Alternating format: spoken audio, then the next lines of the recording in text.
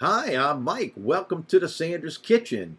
Today's video is about original Louisiana-style cocktail sauce.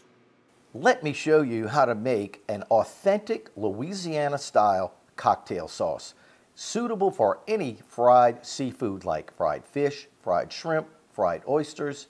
It is the best. Watch this. Squeeze in a generous amount of ketchup.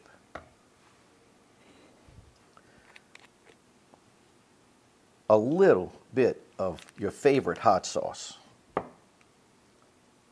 A squeeze of lemon juice. A couple of dashes of Worcestershire sauce.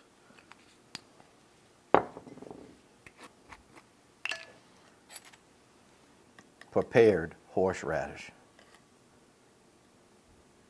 About that much, half a teaspoon.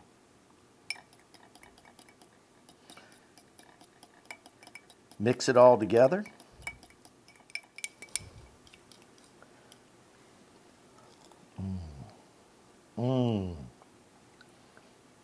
Delicious.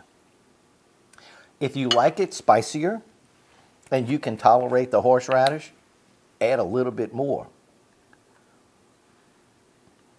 Because the more horseradish you use, the spicier it's going to get.